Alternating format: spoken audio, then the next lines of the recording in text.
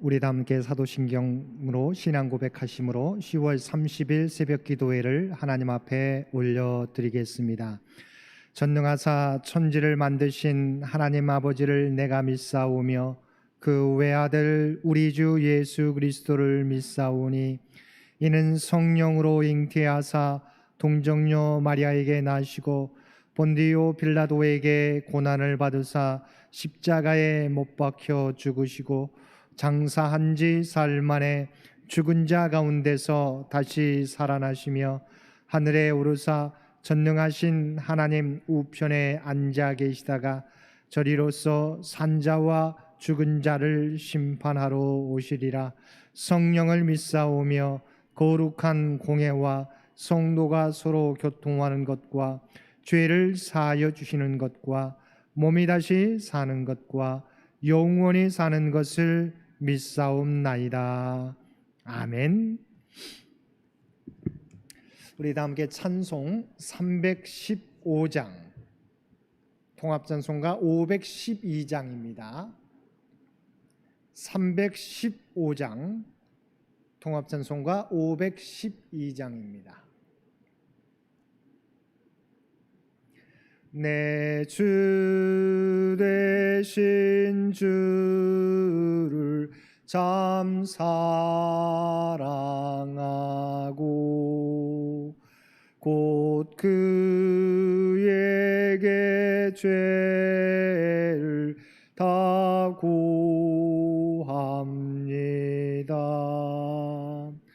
그는 은혜를 주신 내 예수시니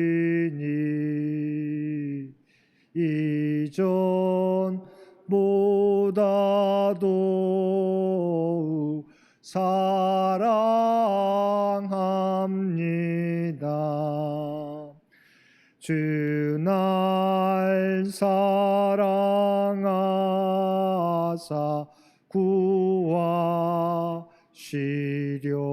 구하시려고 저 십자가 고난 당하셨도다.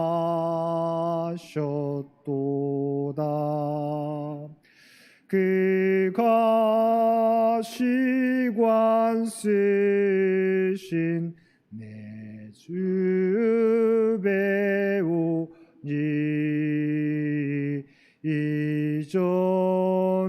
이전보다 더욱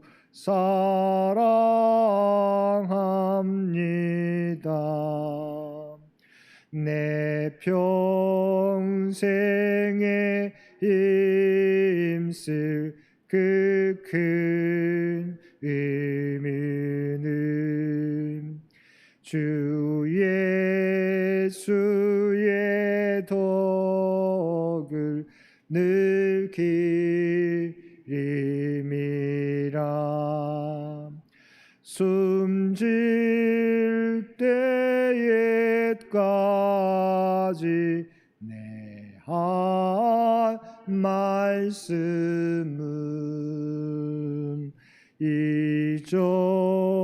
이전보다 더욱 사랑합니다.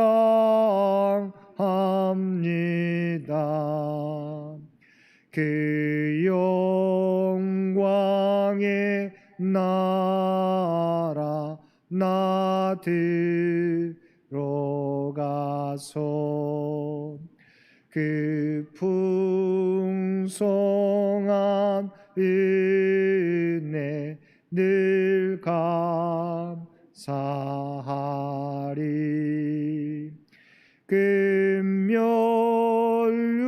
금면류관 쓰고 나 찬송할 말 이전보다 더욱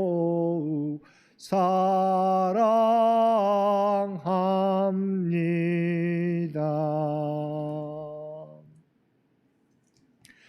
오늘 우리에게 주신 하나님의 말씀 예레미야서 52장 12절에서 23절까지 말씀입니다. 52장 12절에서 23절까지 말씀, 우리 주신 말씀 한 절씩 교독하겠습니다.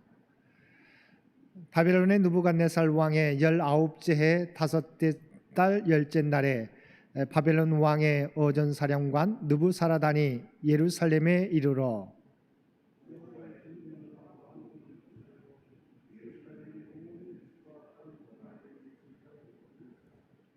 사령관을 따르는 갈대아 사람의 모든 군대가 예루살렘 사면 성벽을 헐었더라.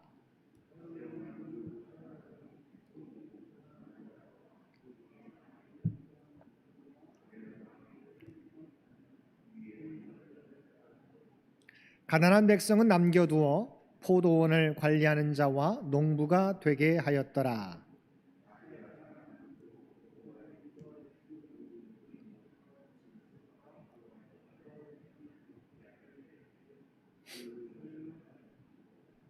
가마들과 부삽들과 부직궤들과 주발들과 숟가락들과 섬길 때 쓰는 모든 녹그릇을 다 가져갔고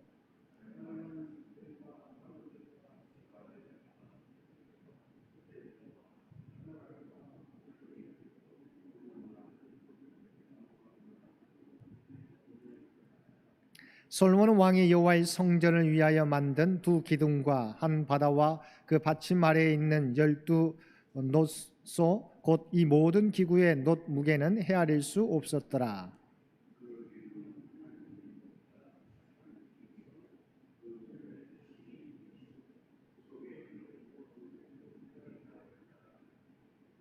기둥 위에 놋머리가 있어 그 높이가 5규빗이요 머리 사면으로 돌아가며 꾸민 망사와 석류가 다 놋이며 또 다른 기둥에도 이런 모든 것과 석류가 있었더라.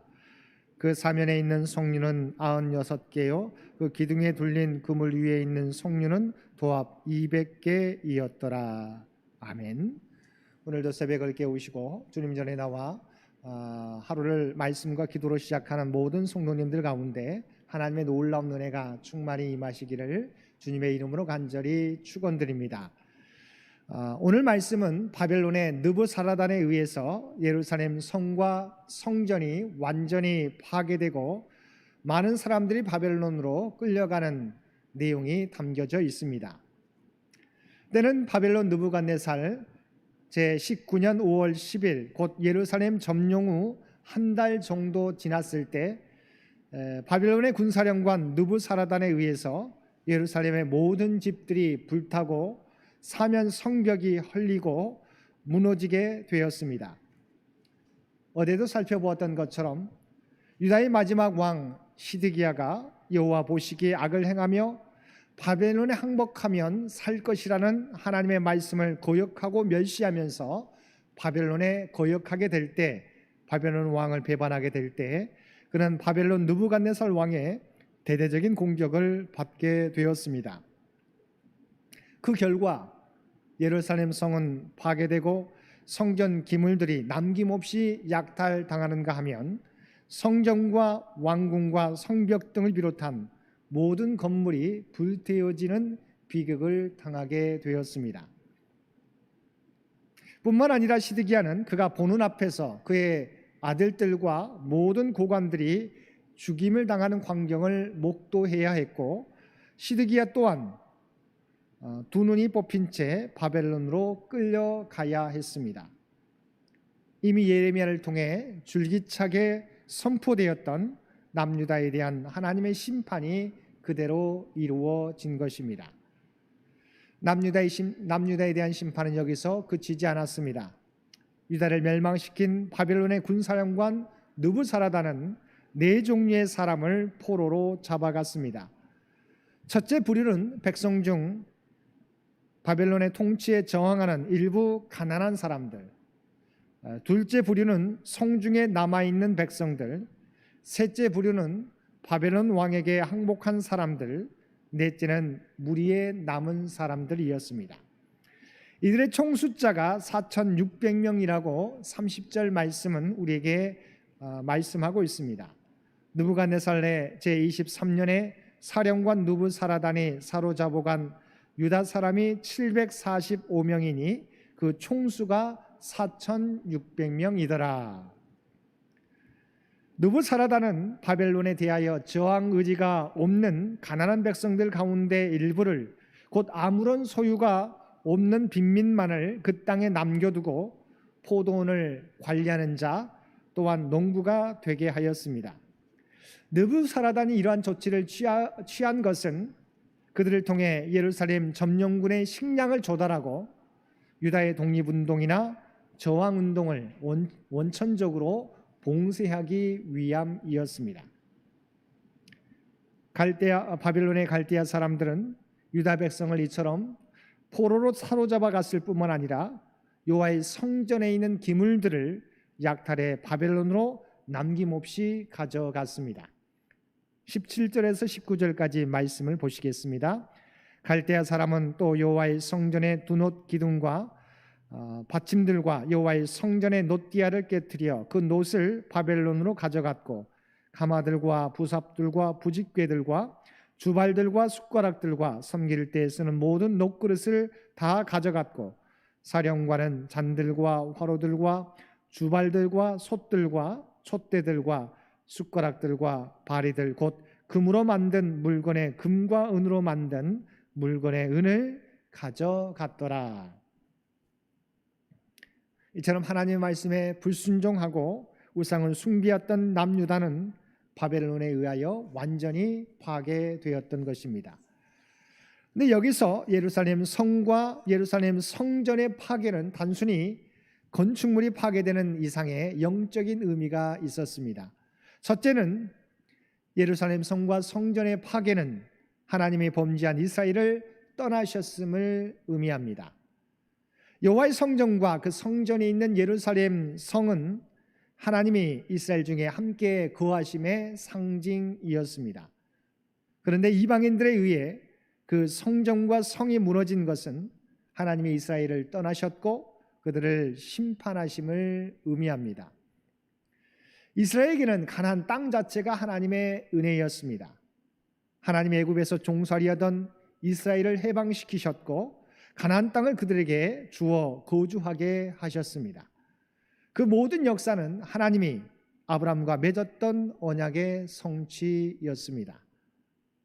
그런데 예루살렘 성과 성전의 파괴는 하나님과의 언약을 어기고 죄를 범한 이스라엘을 떠나신 것을 바로 모든 백성들에게 만민에게 보여주신 것입니다. 하나님께서는 이스라엘을 가나안 땅으로 인도하실 때 그들이 범죄하면 가나안 거민들이 심판받은 것과 같이 동일하게 그 땅에서 쫓겨나게 될 것이라고 경고하셨습니다. 그 경고에도 불구하고 이스라엘 백성들이 하나님의 경고를 무시하고 자기 소견에 옳은 대로 행하게 될 때 바벨론에 의해서 비참하게 무너지게 된 것입니다. 하나님의 백성들은 죄에 대하여 보응하시는 하나님의 공의를 기억하고 늘 두렵고 떨리는 마음으로 하나님의 백성다운 삶을 살아가야 할 것입니다. 두 번째는 하나님께 대한 온전한 순종과 참된 예배가 없으면 하나님의 성전은 우상에 불과하다는 것입니다. 바벨론 느부사라단은 예루살렘 성만이 아니라 우리가 잘 알고 있는 것처럼 예루살렘 성전도 파괴하였습니다. 성전이 파괴될 때 그 안에 있는 모든 여러 기구도 파괴되어 바벨론에 약탈당했습니다. 근데 본문에는 성전 기구들의 재료가 상당히 자세하게 기록되어 있습니다. 성경이 우상에 대해 말할 때 어떻게 이야기합니까? 그 재료로 표현할 때가 많았습니다. 즉 우상은 그저 나무, 금, 은, 쇠로 만들어진 조형물일 뿐이었습니다. 그런데 예루살렘 성전과 그 기물들도 하나님을 바르게 섬기는 사람들이 없다면 이방의 우상들과 마찬가지로 금, 은, 놋덩이에 불과하다는 것입니다. 물론 성전은 하나님의 섭리 가운데 거룩하게 세워진 하나님의 집입니다. 솔로몬이 여호와의 성전을 위하여 헤아릴 수 없을 정도로 놋을 사용해 놋기둥과 놋바다, 받침대, 그것을 장식하는 놋그물과 160 196개의 노석류를 만들 때 솔로몬에게는 하나님을 사랑하는 또한 섬기는 진실한 마음이 있었고 주님을 경외하며 섬기는 제사장들이 있었습니다. 그러나 아무리 신실한 선신을 통해 지어진 성전이라 하더라도 그 열심히 싣고 그 안에서 진리의 말씀이 선포되지 않고 진실한 예배가 드려지지 않는다면 결국 그 성전도 이방 민족의 헛된 우상과 다를 바 없게 된다는 것입니다. 그래서 우리 주님께서도 공생의 시절에 예루살렘 성전을 보시고 만민의 기도하는 집이 아니라 강도의 소굴이 되었다고 한탄하시며 돈 바꾸는 자의 상과 비둘기 파는 자들의 의자를 둘러 엎으시며 성전을 정화시키셨던 것입니다. 오늘날 교회도 마찬가지입니다. 말씀이 선포되고 말씀을 듣는 자들이 변화된다면 그것은 거룩한 예배당이겠지만 그렇지 않다면 하나의 아름다운 건축물에 불과할 수 있는 것입니다. 중요한 것은 신앙의 본질입니다. 신앙생활을 하면서 우리 모두는 껍데기만 붙들고 있지 않은지 늘 우리 자신을 돌아보아야 할 것입니다. 우리가 말씀 앞에 진실한 태도를 갖지 않고 늘 깨어 기도하지 않으면 어느 순간 우리의 예배당과 교회 조직과 봉사가 하나님에 의해 부서져 버릴 우상이 될 수 있는 것입니다. 사랑하는 성도 여러분, 이 세상에 어떤 것도 그 자체로 거룩한 것은 없습니다. 다만 하나님의 진리를 전파하고 주님의 영광을 드러내는 데 사용될 때 거룩한 물건, 거룩한 장소, 거룩한 사람이 되는 것입니다. 우리가 영적으로 바로 서게 되면 우리가 서 있는 모든 장소를 거룩한 곳으로 만들 수 있으며 우리가 사용하는 모든 물건을 거룩한 성물로 만들 수 있습니다. 우리 모두는 하나님의 거룩하시기 때문에 거룩해져야 하고 또한 우리가 있는 모든 것을 거룩한 곳으로 만들어 가야 할 것입니다. 오늘도 우리의 믿음을 하나님 앞에서 날마다 새롭게 함으로 참된 믿음의 공동체로서 하나님의 거룩을 또한 이 땅에 하나님의 선한 영향력을 나타내며 살아가시는 저와 여러분 모두가 되실 수 있게 되기를 주님의 이름으로 간절히 축원드립니다. 함께 기도드리겠습니다. 사랑하는 충만하신 아버지 하나님, 부족한 저희를 하나님의 거룩한 백성 삼아주셨음을 진심으로 감사드립니다. 하나님의 거룩하시듯 우리도 거룩한 모습으로 변화되게 하여 주옵소서. 우리가 거룩한 모습으로 변화됨으로 말미암아 우리가 서 있는 장소가, 우리가 서 있는 공동체와 우리가 속한 이 사회가 거룩한 장소와 거룩한 사회로 변화되는 놀라운 역사 허락하여 주옵소서. 특별히 이 나라의 민족 가운데 함께하여 주옵소서. 우리 앞에 놓이는 많은 문제들, 그러나 하나님께서 지금까지 하나님의 뜻 가운데서 이 민족을 지켜주시고 인도해 주신 것처럼 이 모든 문제들도 하나님의 뜻 가운데서 하나하나 해결받을 수 있도록 주여 놀라운 은총 도와여 주옵소서. 또한 우리 장현재단을 기억하여 주시옵시고 이 땅을 변화시키기 위해서 세워주신 줄로 믿습니다. 핏값으로 세워주신 줄로 믿습니다. 이 재단이 하나님 보시기에 아름다운 재단, 하나님 앞에 칭찬받는 재단, 우리 모두가 하나님의 성전을 이루는 하나님의 몸된 교회인 것을 깨닫게 도와주옵시고 삶의 자리에서 우리가 속한 믿음의 자리에서 맡겨진 사역 충성되게 감당하는 우리 모두가 되게 하여 주옵소서. 오늘도 주의 백성들을 기억하여 주시옵시고 그들의 모든 간구 가운데 응답하여 주시기 원합니다. 육신이 연약한 자에게 치유와 회복과 소망과 격려를, 또한 물질적으로 어려움 당하는 자에게 하나님의 풍성한 은총을, 살아가는 믿음의 자녀들에게 하나님의 믿음과 하나님의 비전을 허락하여 주옵소서. 오늘도 주님을 의지하며 나가는 자들마다, 주 앞에 간구하는 자들마다 주의 뜻 가운데서 놀랍게 응답받는 복된 삶이 되게 하여 주옵소서. 오늘도 우리에게 복된 하루를 허락해 주신 것 진심으로 감사드립니다. 주님과 동행하며 하나님이 우리에게 베풀어 주시는 놀라운 은혜를 누리며 세상 가운데 전하며 살게 되는 우리 모두가 되게 하여 주옵소서. 이제는 우리 주 예수 그리스도의 은혜와 아버지 하나님의 만극하신 사랑하심과 성령님의 우리와 늘 함께 하시며 동행하시며 인도하시는 놀라운 교통의 역사가 오늘도 주신 말씀 따라 세상 가운데 그대로 행하며 살겠노라고 결단하는 사랑하는 주의 백성들과 그의 가정과 산업의 터전 위에 이제로부터 영원토록 함께하여 주시기를 우리 주 예수님의 이름으로 간절히 축원하옵나이다. 아멘. 여러분 기도하실 때 오늘 주신 말씀을 위해서 이 나라 민족을 위해서 우리 창현재단을 위해서 창현의 가족들을 위해서 기도해 주시고 각자의 기도 제목 가지고 더욱더 하나님 앞에 가까이 나아가시기를 바랍니다.